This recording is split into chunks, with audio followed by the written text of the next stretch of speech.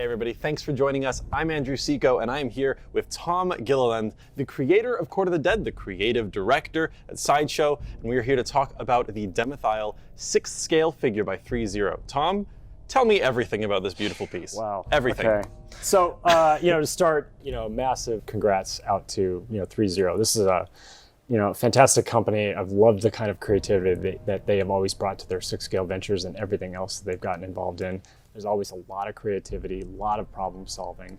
And, when they reached out and expressed interest in touching Court of the Dead, I was like, awesome, because the one that I would love to see taken on by someone who can do it like you guys can is Demithyle. And so to sort of see this sort of, in the resolution is kind of an awesome treat in and of itself. I mean, we know that we've done, a big premium format style version, but 6th scale was, it had another special place in my heart. And to be able to do a character with such, kind of a challenging anatomy and whatnot in 6th scale was, kind of a neat task to take on.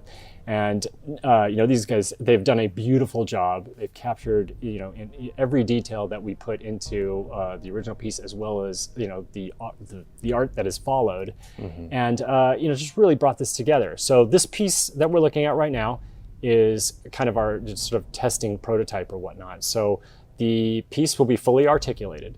So that's, first and foremost, one of the cool features is that means that, you can pose this in innumerable ways. So whether you want to take his mighty sword Cryptmorn and have that in his hands, it also comes with, his Reaper scythe. You can do the cape up, cape down. And the feet placement, stancing, everything. You can bring this character kind of to life, and it's fun in that regard because at that point it starts to become like a stop motion puppet for kind of me. And I'm like, okay, this is cool. Wow, check this out.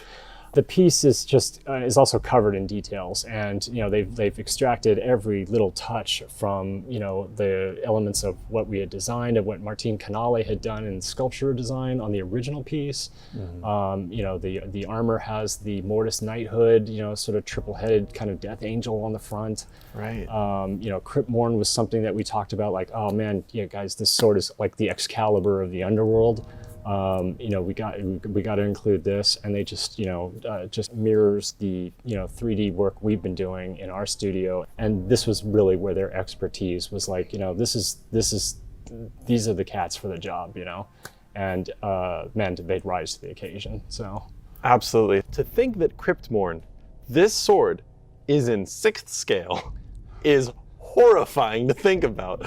And in a 6th scale collection, I can only imagine this really would stand a head above the, I'm sorry, that was a bad joke, but like it's beautiful. It's so beautiful. And it's like massive for a 6th scale because it's a massive personality. Well, and so that was the other thing. So capturing stature, right? So this puts a lot of challenges onto 6th scale stuff because it typically, the format revolves around your average sort of 6 foot, 12-inch figure. Mm-hmm. So when you're dealing with characters that have more stature or whatnot, well, that sort of puts a pretty significant amount of complexity in having to re-navigate, what's that body going to look like? So not only did, they had, there was a challenge of like dealing with stature, but there was also this notion of, everything in the court world has a sort of asymmetry to it in its design, largely to reflect the fact that the universe they inhabit is out of balance. So therefore, they tend to be too. So in this case, the multiple right arms was like just a kind of monstrous challenge to like put into a 6th scale figure because you want it to articulate. And so, they did some really clever work to do that so that the arms do have a kind of, full articulated personality. All 3 of the arms are fully articulated? Yeah, I can see throughout. Sometimes the wrist, the elbows have joints. Yeah. There's aspects. Wow. The hand has got more gesture. But your ability to kind of move to, the middle arm on the right and the one on the left to hold Cryptmorn.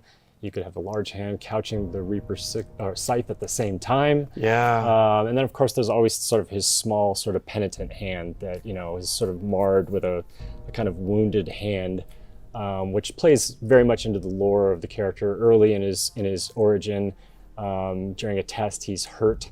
And they go to, sort of repair it, but he insists that they not.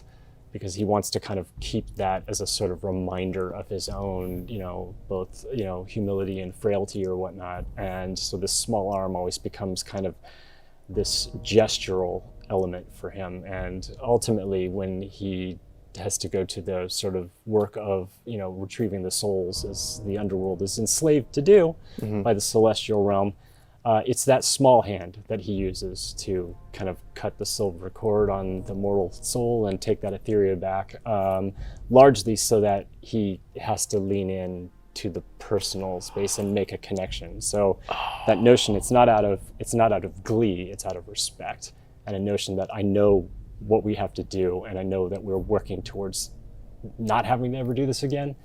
But while we do, I need to be, I need to look it in the face.